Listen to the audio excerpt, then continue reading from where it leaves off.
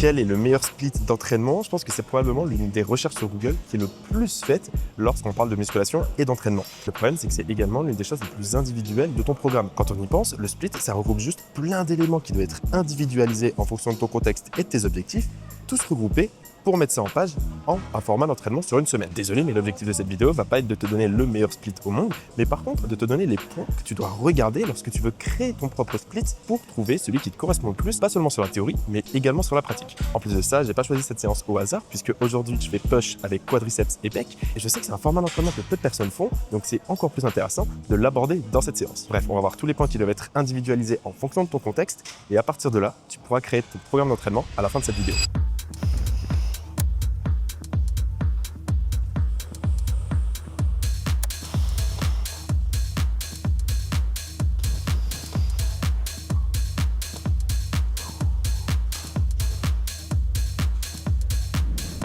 Déjà, l'une des erreurs les plus communes lorsqu'on parle de programmation d'entraînement et de split, c'est tout simplement le fait de vouloir copier ceux des autres. Alors en soi, la réflexion elle est plutôt logique. On se dirait, l'athlète est musclé, l'athlète progresse, pourquoi moi si je ferais exactement la même chose que lui, je ne progresserais pas? Sauf qu'en pensant comme ça, on oublie juste le principe d'individualisation. Et peut-être que ce programme marche très bien pour lui, mais qu'à tout moment, tu vas essayer de le faire, et soit au mieux, tu vas stagner, soit au pire, tu vas te blesser, tout simplement parce que le volume sera trop élevé, parce qu'il y aura beaucoup trop d'exercices, avec une forte pression sur la colonne, là où sur cet athlète ça ne dérange pas, et là où sur toi ça peut déranger. Bref, il y a toujours une question d'individualisation, et également, typiquement, si c'est un athlète, il pourrait peut-être s'entraîner 6-7 fois par semaine, et parfois plusieurs fois par jour. Alors que toi, je ne pense pas que ce soit le cas. Également, il y a une question de préférence. Personnellement, j'adore comment les body anglais s'entraînent, sauf que malheureusement, ces gars-là ils font souvent 50 kg de plus que moi, donc forcément, tu te doutes que leur entraînement n'est pas forcément adapté à moi. Le split, c'est juste une manière de répartir le volume. En aucun cas, ça va être la première chose que tu choisis lorsque tu veux construire ton programme. C'est bien au contraire la dernière chose qui va choisir toute seule en fonction de différents paramètres qu'on va voir après. Bref, en attendant, je vais commencer la première série de mon premier exercice,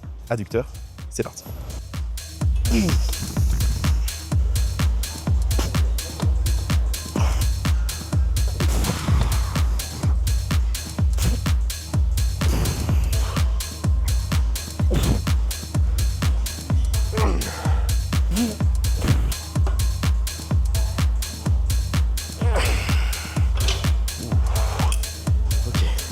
C'est assez compliqué en ce moment les adducteurs, je vais pas vous mentir.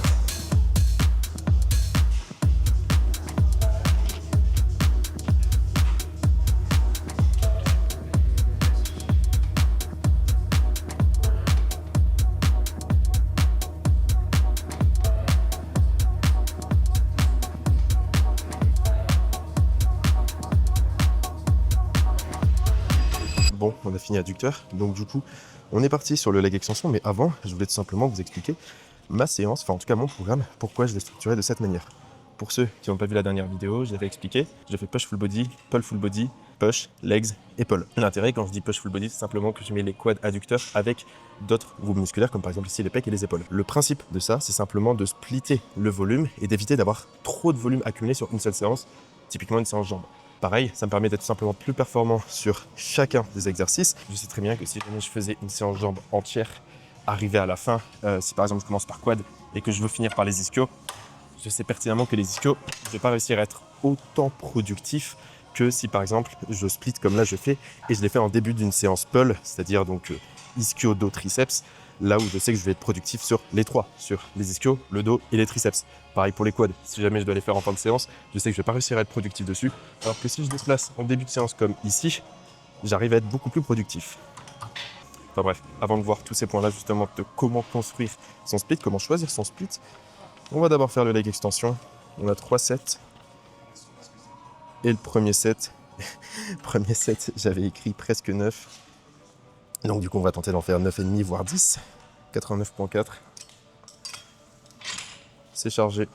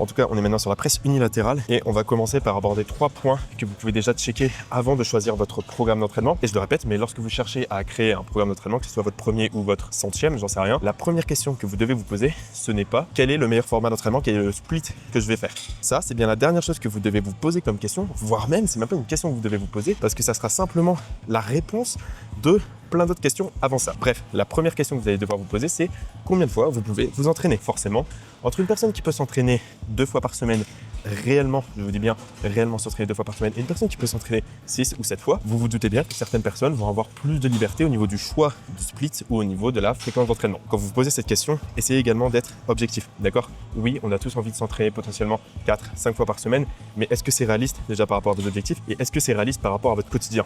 Soyez réellement objectif, soyez sincère envers vous-même. Si vous voulez vous entraîner 5 fois, mais que objectivement vous allez peut-être tenir 2 semaines, ça sert à rien, d'accord? Il est préférable de s'entraîner 3 fois par semaine, quitte à faire moins, mais que vous puissiez tenir ce plan-là sur le long terme. Également, le deuxième point, et c'est pas forcément une question, mais vous n'êtes pas obligé de rester sur un format 7 jours d'entraînement. Ce que je veux dire par là, c'est que votre corps ne connaît pas le lundi, le dimanche. Il s'en fout. Lui, il veut juste qu'il y ait des entraînements à intervalles réguliers. Vous pouvez donc très bien vous entraîner sur un format 8 jours, 9 jours. Vous pouvez très bien également avoir pourquoi pas des blocs de semaine. Ça peut très bien être des blocs de semaine x2. Typiquement, c'est ce que a un de mes clients, donc Clément, qui est dans les forces de l'ordre. Et forcément, le problème, c'est qu'il fait parfois des semaines avec 3 jours de travail, des semaines avec 6-7 jours de travail. Donc forcément, on ne peut pas s'entraîner autant de fois qu'on veut en fonction des semaines. Ce qui est important, encore une fois, c'est d'adhérer à ça et que ça convienne à votre emploi du temps. Et le dernier point que je voulais aborder, avant de faire ma deuxième série, c'est forcément quels sont vos objectifs. Une personne qui a un objectif simplement de santé, de maintenance, n'aura pas besoin de s'entraîner 3-4 fois par semaine, mais plus 1 ou 2 fois. À l'inverse, une personne qui a un objectif relativement élevé, monter sur scène, faire une compétition, que ce soit de force, d'aerox ou n'importe quoi, aura forcément besoin d'avoir plus de fréquence d'entraînement qu'une personne qui a juste un objectif lifestyle. Donc c'est déjà les 3 premiers points que vous pouvez regarder et pendant que je fais ma série, commencez à y réfléchir.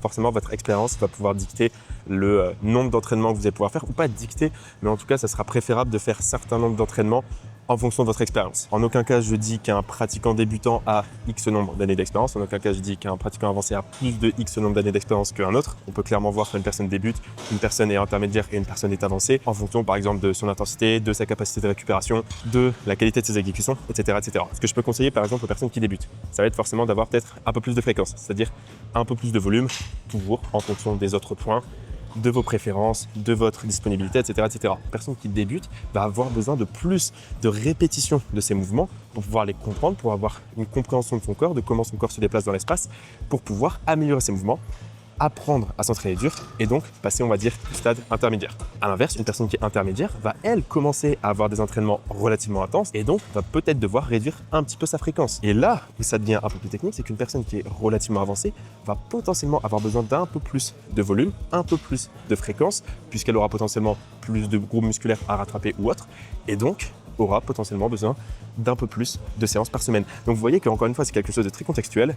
Donc pareil, sur ce point, je ne peux pas vous donner un chiffre exact, mais soyez objectif envers vous-même, soyez réaliste par rapport à votre expérience sur l'intensité, la qualité des exécutions et essayez de faire correspondre ça sur votre nombre d'entraînements sur la semaine. Et en fait, je viens de voir, mais le deuxième point que je voulais aborder ici, avant d'aborder les 3 derniers, je l'ai déjà abordé en fait, c'est simplement la capacité de récupération. Une personne qui peut faire les legs le lundi et le mercredi déjà faire pourquoi pas juste les quads ou juste les ischios, forcément pourra se permettre de faire des splits avec un peu plus de fréquence, alors qu'une personne qui fait les pecs le lundi, qui a encore des courbatures le samedi, va potentiellement plus s'orienter vers des formats un peu plus gros splits qui, encore une fois, n'ont rien de mal s'ils correspondent à tous les facteurs que je suis en train de vous citer là. Donc voilà, on fait les 2 séries, droite-gauche, et après on passe au haut du corps.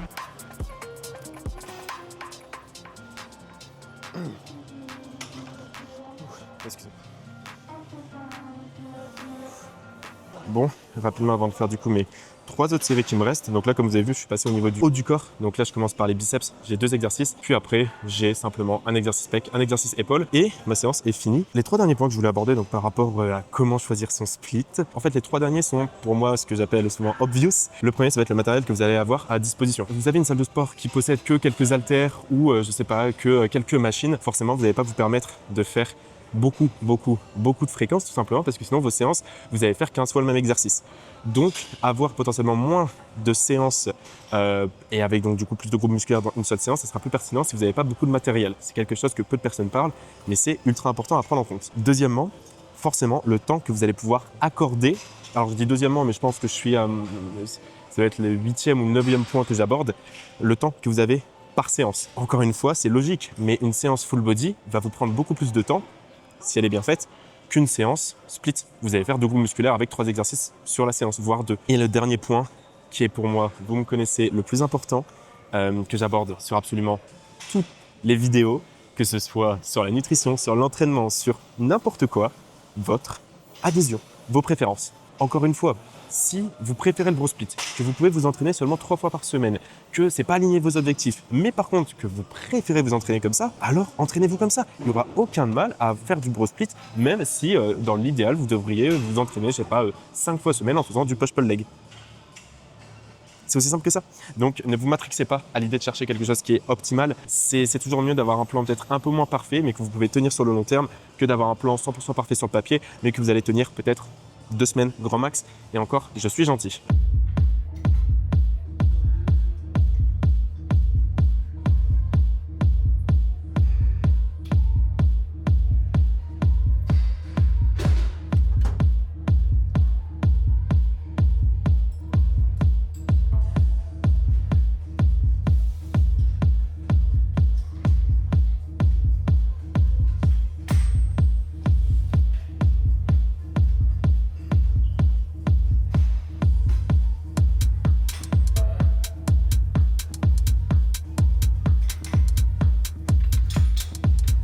Déjà, je vous donne l'état de mon carnet. Non, simplement, ça fait quand même pas mal de temps que je suis à la salle.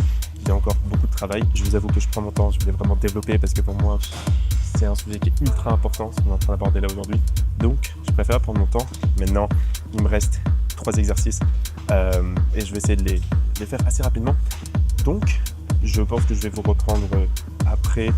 Allez, juste avant la dernière série, comme ça je pourrais vous parler un petit peu et finir la vidéo là-dessus.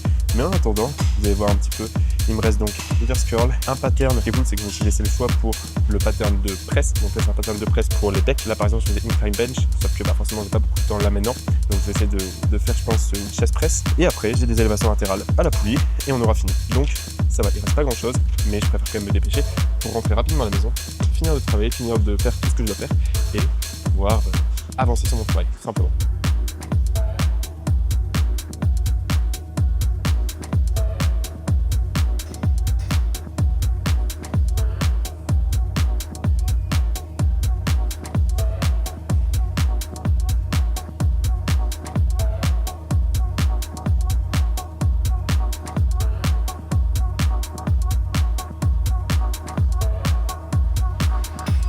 On a presque fini la séance. Il me reste juste 2 séries de chest press. Bref, de toute manière, j'ai quand même pas mal parlé du sujet. Si vraiment je devais conclure quelque chose, enfin en tout cas pas conclure, mais un point que vous deviez retenir, vraiment un mantra que vous pouvez vous noter quelque part, le mettre en fond d'écran, j'en sais rien. Vaut mieux avoir un plan à 80% parfait sur la théorie, mais que vous puissiez tenir à 100%, qu'à l'inverse, un plan qui est 100% parfait sur la théorie, mais qu'à l'inverse, vous pouvez tenir 80%, voire parfois moins, sur la pratique. Et ça s'applique sur tout, que ce soit sur la nutrition, sur l'entraînement, sur la récupération. Tout ce qu'on vous dit, que ce soit sur YouTube, sur Instagram, ce que je vous dis sur mon compte, n'importe quoi, essayez de le mettre en contexte. Et en fait, je pense que le métier du coach sportif, c'est réellement ça. En fait, c'est juste de prendre la théorie et de l'appliquer en fonction d'un contexte, en fonction d'une situation, en fonction d'une personne. C'est pas forcément de trouver le plan idéal, c'est juste sur la théorie, avec la pratique, d'aller prendre ce qui correspond le plus, de trouver en fait le juste milieu. En tout cas, c'est la façon dont je vois mon métier de coach sportif, c'est vraiment de trouver le juste milieu pour chacun. Et il y a des personnes où il sera beaucoup plus pertinent d'aller dans du 50% parfait sur de la théorie que du 100%. Et je pense que vous savez que je ne suis pas forcément un grand fan du bro split.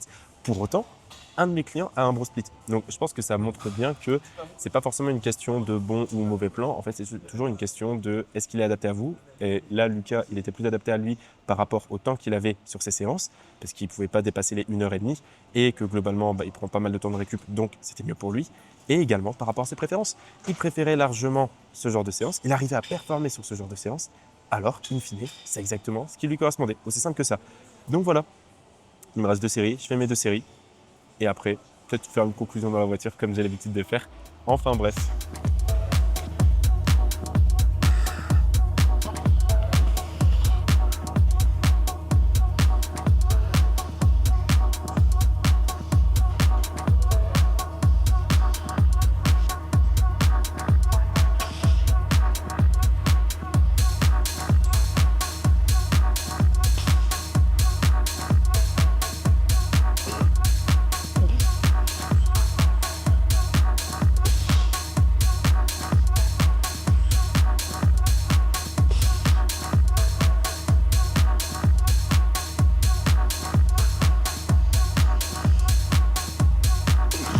Bon, séance finie, on va finir sur un petit peu de posing et après on rentre à la maison.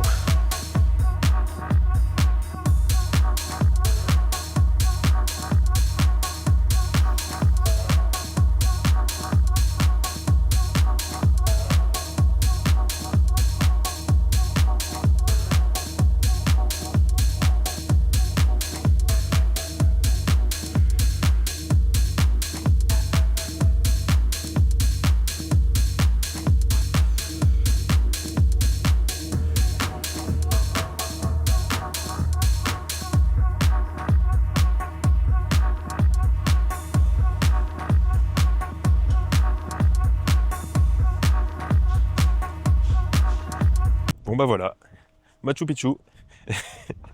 Non, séance finie. Ça fait vraiment du bien de s'entraîner. Et regardez qui est de retour. El Voiture. Enfin récupéré de l'Allemagne. Bon, malheureusement, ils n'ont pas mis un moteur allemand dedans, sinon je vous avoue que j'aurais été un peu plus content. Mais bon. Et par contre, je suis en train de voir un truc. Ça me terrifie déjà.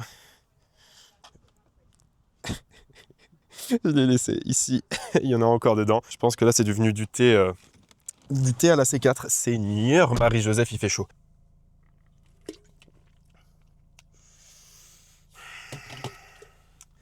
Bon. C'est horrible. Ça va devenir ma marque de fabrique, je le sens bien, ce plan. Je dois quand même me dépêcher parce que j'ai un rendez-vous à 17h. Pour conclure un petit peu ce qu'on disait depuis tout à l'heure par rapport au choix du programme, par rapport à tout ce qu'on a abordé là dans cette vidéo, c'est toujours une question de trouver ce qui est le plus en accord par rapport à vos objectifs, par rapport aux besoins de cet objectif. Donc quand je dis en fait aux objectifs, c'est ça que je veux dire, hein, c'est ce que j'ai abordé tout à l'heure. Vous avez un objectif de prendre des pecs. Mais vraiment, c'est votre objectif ultime. Vous vous en foutez du reste. Alors, pourquoi vouloir faire les jambes 2 fois semaine parce que on a dit qu'il fallait faire les jambes 2 fois semaine si vous n'avez pas l'objectif de travailler les jambes? À part, à la limite, on va dire d'un point de vue santé articulaire. Là où je suis d'accord, il y a quand même pas mal d'intérêt à aller caler même un petit peu de leg extension et de leg curl pour la santé de vos articulations. Je veux dire, vous n'êtes pas obligé de faire une séance jambes entière. Donc voilà, par rapport aux objectifs, il y a ça. Par rapport aux préférences, encore une fois, est-ce que vous préférez un bro split? Alors, soit, faites du bro split. Peu importe ce que dit votre influenceur préféré, même si c'est moi, qui prône le bro split, qui crache sur le bro split, qui ne jure que par du full body ou tout ça, vous vous en foutez. L'objectif, c'est de trouver le plan qui vous correspond. Point barre. Et si jamais, encore une fois, je sais que c'est quelque chose de pas facile, parce que déjà, c'est pas quelque chose de facile dans le sens où il y a beaucoup de personnes qui veulent toujours tout faire parfaitement, tout faire à 100%. C'est-à-dire que ils veulent absolument avoir le plan qui est optimal, qui est validé par la science et tout ça. Sauf qu'il faut être réaliste par rapport à ce qui est possible de faire. Et également, il y a des personnes qui sont réalistes par rapport à ce qu'elles peuvent faire, mais juste, elles n'arrivent pas à l'inverse, à trouver ce qui est optimal par rapport à leur situation. Et dans les 2 cas, pour les personnes qui sont intéressées, le lien de mon appel découverte est directement dans la bio. Ça ne vous engage à rien. Je tiens quand même à le préciser. Ça n'engage à rien. C'est juste simplement un appel. On discute de vos objectifs, de votre situation. Si derrière moi, je peux déjà vous donner quelques tips par rapport à ce que vous pouvez mettre en place, alors je le fais avec grand plaisir. Mais en tout cas, ça n'engage en rien. Si jamais vous souhaitez avoir plus d'informations sur le suivi, on en discute avec grand plaisir, que vous connaissiez un petit peu comment je travaille, parce que ça reste ultra important. On ne commencera jamais un suivi, même si vous avez vraiment envie, si vous ne comprenez pas la manière dont je travaille, si vous n'êtes pas en accord avec cette manière. Bon, je dis pas que je suis un tyran ou tout ça, hein, d'accord. C'est justement que vous comprenez comment je travaille avec mes clients, comment on communique. Si vous êtes en accord avec tout ça, alors nickel. Moi, je suis prêt à faire des concessions. Soyez prêts également à en faire si jamais vous voulez travailler avec moi. Bref, en tout cas, le lien de l'appel découverte est dans la bio. Vous pouvez directement réserver ça. Et en attendant, je vous dis à la semaine prochaine. La semaine prochaine, j'ai un peu hâte parce que je vais tout simplement aller en Thaïlande. Donc là, on est lundi. Lundi prochain, je pars en Thaïlande pour passer une semaine avec Louis, The Prep Dad. Enfin, pas une semaine avec lui, mais en tout cas, on va filmer des vidéos ensemble. Donc, j'ai vraiment hâte de vous montrer ça. Bien entendu, je vais vous vlogger tout ça. Bref, hâte de vous montrer tout ça. Et d'ailleurs, j'y pense, mais à tout moment, en fait, quand je vous dis ça, j'y serai déjà. J'aurai déjà filmé du contenu et peut-être que je l'aurai déjà posté. Donc, à tout moment, ce que je vous dis, vous le savez déjà. Bref, dans tous les cas, merci d'avoir regardé cette vidéo. Prenez soin de vous et je vous dis à la prochaine.